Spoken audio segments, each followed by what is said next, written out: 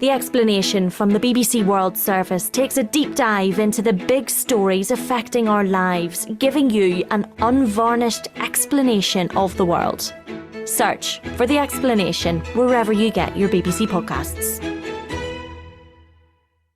Welcome to The Inquiry on the BBC World Service with me, David Baker. Each week, one question, 4 expert witnesses and an answer. Venice in the northeast of Italy. It's November 2019 and millions of cubic metres of seawater have burst through the city's tidal defences and are flooding its historic centre. It's a disaster for our family and for all the Venetian people. Residents are having to evacuate low-lying homes. It's been devastating. It's carving our memories. Like the water flooded our homes, we live on the ground floor, and so do many other Venetians. And the city's priceless historical treasures are at risk.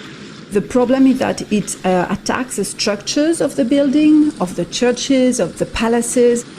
Dangerously high tides, or acqua altas as they're known in Venice, have been a problem for the city for centuries. But now they're getting more frequent and more destructive. That 2019 flood killed 2 people and caused millions of euros worth of damage. To protect the city, the authorities have built a submersible flood barrier out in the Adriatic. But some people are saying that that won't be enough, as sea levels continue to rise because of climate change. And now a new proposal is being considered to pump water deep into the ground under Venice and lift it higher above the level of the sea. So for this episode of The Inquiry, we're asking, can seawater save Venice from flooding? Part 1. The Sinking City.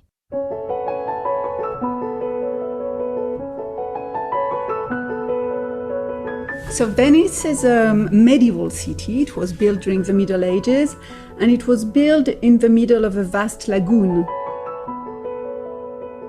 I'm Claire Jude de la Rivière, and I'm a professor of medieval history at the University of Toulouse in France. The lagoon of Venice is formed by the meeting of rivers coming from the Alps and waters of the Adriatic that flow in and out of the lagoon to the rhythm of the tides. At the beginning, it was considered as a very well protected place because at the beginning of the Middle Ages, when you have this moment, what is called barbaric invasions, it was a place where people could settle in the middle of water, so they were protected from the attacks. And then it was also a very rich environment with a lot of fish, and the possibility to produce some cereals and vegetables. The Venice Lagoon is a large area of low-lying, marshy wetland. And to build a city, those early Venetians needed to find a way of making the ground more solid. And they did that in an ingenious way. The technology that was used a very long time ago and is still used today is that they used wooden poles that they forced into the soft mud. They are protected by the mud. They really evolved like a petrified wood. And these poles created a compacted structure under which it was possible then to build a series of layers of wood, stone, brick in order to build the palaces, the churches, or the monasteries, for example. So under Venice, you have millions and millions of tree trunks, like a forest under the city. But even with firm foundations, the sea was still a threat. The lagoon relies on the constant flow of water in and out of its canals, and sometimes too much water flows into the city and overwhelms its flood defences. The problem we have today with acqua alta is that we have the phenomenon almost 1 every 2 or 3 days, when in the Middle Ages you had 1 acqua alta every month or every 2 months. It is a phenomenon that is produced by the fact that you can have a high tide and a meteorological phenomenon like a lot of wind and rain, for example, at the same moment. So this is moments in which the lagoon has to deal with more water than usual. And each time there's an acqua alta, the city gets damaged. The problem is that it attacks the structures of the building, of the churches, of the palaces. If the level of water is changing too much, so if wooden poles are exposed to the oxygen, they start to rot and they start to be attacked by different bacteria, and that's what makes them very fragile after a while. The water is also very salty and it attacks the stones of the buildings. For example, in San Marco, the famous church of San Marco, you have these pavement mosaics that are attacked by the aqua alta, which dissolves the cement and attacks precious materials. What's the city done in the past to defend itself against flooding in this way? So already in the Middle Ages, rulers were thinking about solution to avoid the flooding. One possibility was to divert the course of the rivers which come from the Alps. Another way was to clean the canals and the lagoon regularly. So you have very regularly projects of removing the mud, the algae, the waste that were found into the canals. And then more recently, in the 18th and 19th century, you had a large project, the building of the murazzi. Murazzi are these long stone walls, a system of dikes or dam that help to prevent the water of the Adriatic to come inside the lagoons. And now the city has built a 21st century version of those long stone walls, the Mose Barrier, which forms another line of defence against rising sea levels. The question, though, is will that be enough? I know the Mose project seems to work well at the moment, but at the same time it seems such a larger problem. You know, Venice is obviously embedded in a broader ecological crisis. I'm not sure that the solution will help compensate the effect of global warming or actions that we, as society, are producing.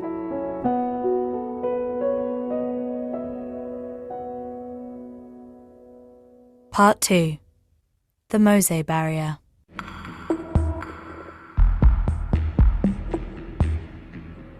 The Italian government, after a very high water in 1966, decided to protect the city by means of some protecting gates. And we have been working on realizing this job, which is a very important job. And we are actually defending the city since 2020. Hermes Reddy is Director General of the consortium behind Venice's Mose project. Mose is a series of barriers between the lagoon and the Adriatic Sea. Most of the time they sit out of sight on the sea floor, but they can be raised when an aqua alta is expected to protect the city from the incoming tide.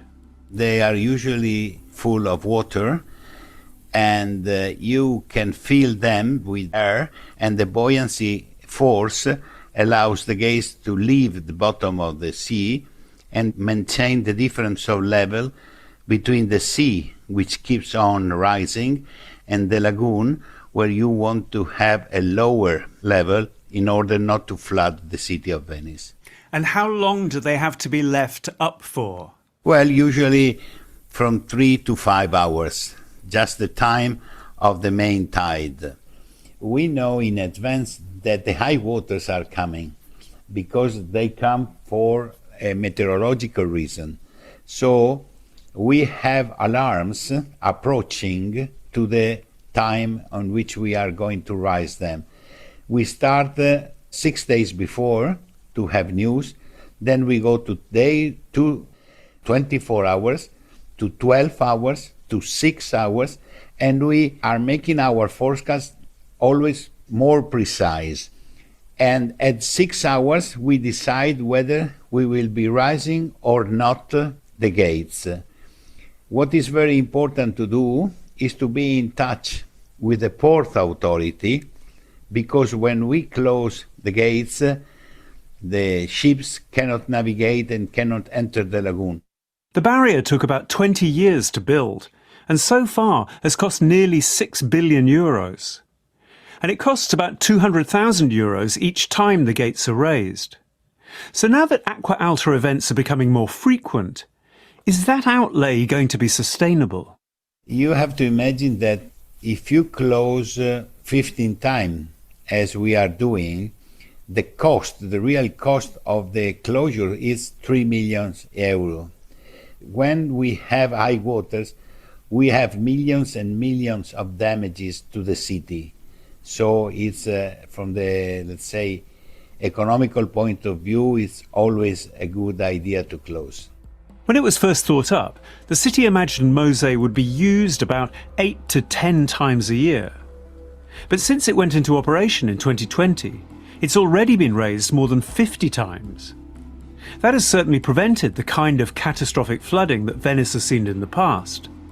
But Hermes is realistic that Mosè won't be a permanent solution for the city. It depends on how the sea level will rise in the future. And I think that in 60, 70, 80 years from now, new solutions should be envisaged.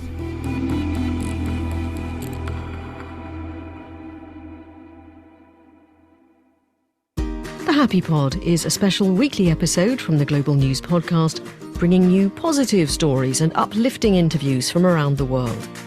I've got some good news for you. It's a beautiful place to be. A really good vibe, you know? It's the audio equivalent of rose-tinted spectacles. The world's happiest stories. Your story is absolutely inspirational. Uplifting. Remarkable. Listen now by searching for the Global News Podcast from the BBC World Service, wherever you get your podcasts. Part 3. A seawater solution. One of those new solutions is already being given serious thought. The Mosè Barrier is designed to reduce the effects of high tides on parts of Venice. But what about raising the height of the city itself? It is well known to everyone that if you remove a fluid from the subsurface, you cause land subsidence. So the idea that we get is why instead we do not inject a fluid into the subsurface. And this would cause some uplift. Our third witness is Pietro Tiatini, Professor of Hydrology and Hydraulic Engineering at the University of Padova in Italy, and the chair of UNESCO's initiative on land subsidence. The idea is, okay, we have a lot of water. Venice is located within a lagoon, and we know for sure that below 400, 500 meters, we have only saline water in the Po River basin. So the idea is, okay, let's try to use the seawater and inject this seawater into the saline aquifer system that it is found at depth. We performed some simulation, and with this simulation we get some, I would say, interesting results. We can get a significant gain of elevation in the order of 25-30 centimeters. Now, how will it actually work? How will you actually get the water into this aquifer so low in the ground? The idea is really to drill some wells. In our, let's say, plan, we managed to drill 10 wells located on a circle that is characterized by a diameter of 10 kilometers, centered in Venice, of course. And through these wells, we inject the lagoon water. The idea isn't as far-fetched as it might sound. So, let's say from the technological point of view, nothing new, but what is new in some way is the idea of injecting this seawater below Venice itself. And what sort of time scale are we talking about? How long will this take to lift the city up? It's a project that lasts 10 years. To reach this target of 30 centimeters, we cannot inject at too high overpressure, because if we increase too much the pressure, what happens is that we break the aquifer system, we break the formation. We don't want to generate any cracks. One question, of course, is will 30 centimetres be enough? Recent Aqua Alta events have reached more than 150 centimetres above normal sea level. So what about lifting the city even higher to save it from those encroaching waters? Why not go for, say, a couple of metres? Yeah, this is a good question, but we don't think that we can reach that target. It is quite difficult to have higher or larger value than this 25-30 centimeter.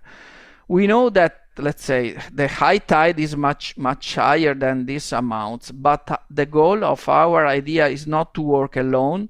MOSE is already in place, so the idea is, let's say, to make these two strategies or these two interventions to work together, to integrate one with the other one.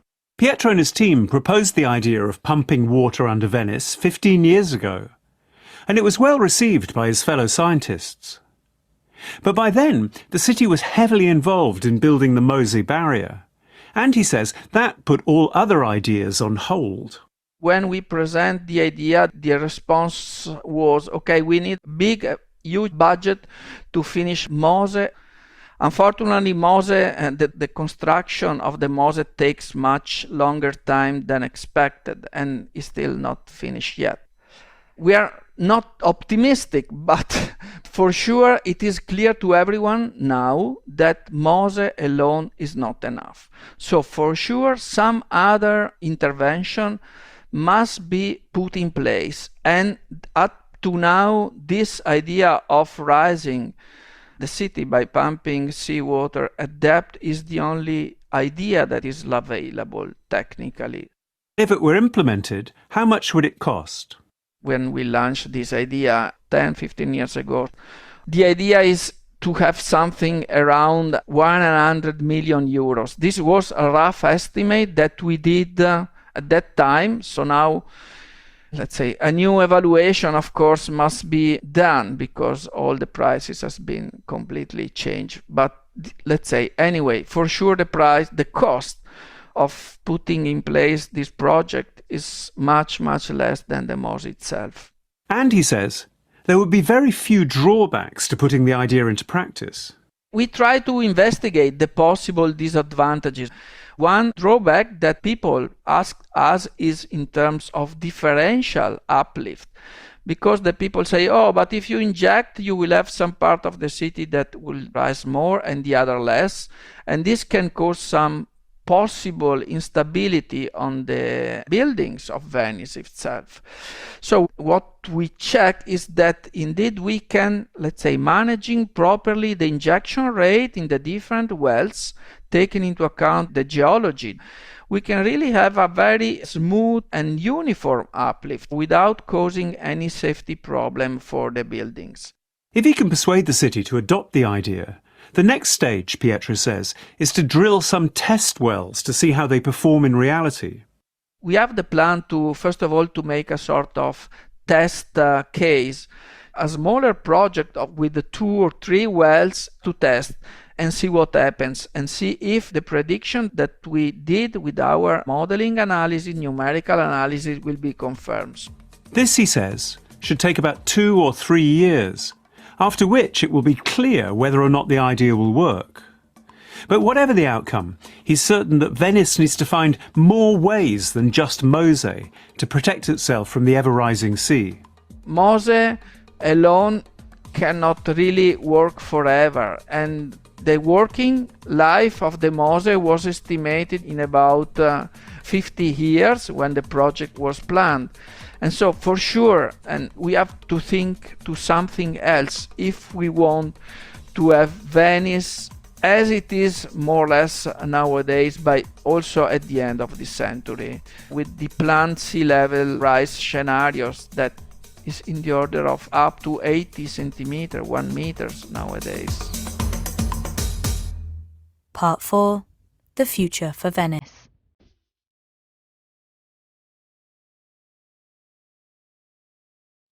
Those predictions that sea levels could rise by as much as a metre by the year 2100 fill many people with fear. If that happens and Venice hasn't found a way of defending itself, the city and the land around it could find itself submerged. For our fourth witness, simply the possibility that that might happen could be just the kind of wake-up call that the world needs. Venice has become a bit like an amusement park, so yes, maybe it should become its own Atlantis, like an underwater amusement park. You might go and see it in Little Submarine. Carlo Ratti, I'm professor at MIT in Boston and co-founder of Carlo Ratti Associati. I also co-chair the World Economic Forum's Global Future Council on Cities. I think it would be terrible. I think maybe actually, I'm sure the Venetians might find other way to monetize that. You can imagine plenty of James Bond movies, but I personally would be extremely sad. But maybe there's something that can teach all of us a lesson. And it's also be important for humanity. I mean, by seeing the damage it actually can inflict onto ourselves and learn for the future. The issue, says Carlo, is that projects aimed at protecting Venice from Acqua Alta events are only addressing half of the problem. To really save the city, he says, we're also going to have to think about the people who live in it. Ancient Romans had two words for a city. The city was the urb and the civitas. Now, the urb is actually the physical city, the city made of bricks and stone and so on, but actually the civitas is the community of its citizens. And I think the key problem with Venice, with the historical Venice, is that the civitas has been slowly dying. Well, today we got less than 50,000 people in Venice, and that's kind of 75% less than what it was at its peak. So the city is mostly empty. So somehow I think, in order to save Venice, we first need to save the civitas, and then the urb will follow. So to revive the civitas, the civic life of the historical city, as well as its buildings and squares, what needs to happen? The first thing would be to attract young people who want to work there. Actually, I believe that in the 1970s, there were some interesting ideas to turn Venice into kind of an Oxbridge for the planet, like a great university town where you could have talent, ideas from all of the world converge and being discussed. But I believe that that idea lost. And actually, in the end, tourism, and especially global tourism, became a dominant force, shaping the city. And that is really what, little by little, has emptied the civitas, the community living there. Carlo thinks that we should make Venice a kind of world city, which we would all feel connected to, and that it could be a living case study on how to deal with global warming. It's certainly an interesting idea. There are many different technologies that can be used. Again, the Moses is a great technological solution. It's working now. I think pumping seawater underground could be another solution. There are many others, but I don't think the technology is the issue here. The other thing is probably Venice, with its fragility that comes from being built hundreds of years ago, from its slowly sinking patterns. I think perhaps the only solution is to open this up, perhaps to the country, to Europe, to the world. It's really something that could teach all of us about the difficulties to adapt to climate change and how we can come together in order to find our way out. Then, that's also probably what makes it captures people's imagination as it's kind of a metaphor for all of us and for the planet. So to return to our question, can seawater save Venice from flooding? Well, if the models are correct, raising the city by pumping water into the ground underneath it could, at the very least, buy the city some time. And combined with the Mose barrier and other defences that the city is building, that could protect it from some of the effects of rising sea levels that we're sure to see in the rest of the century. But as our fourth witness has argued, protecting the physical Venice, those palazzi and churches that we love to go and visit, is only half the problem. We're also going to have to come to terms with the fact that the issue is not just about the rise in sea levels, but also about the decline in the quality of human life in the city. And to fix that, we're going to need more than just technological solutions. This episode of The Inquiry was presented by me, David Baker, and produced by Jill Collins. The researcher was Bisi Adebayo. The technical producer was Nikki Edwards, and the editor is Tara McDermott. The explanation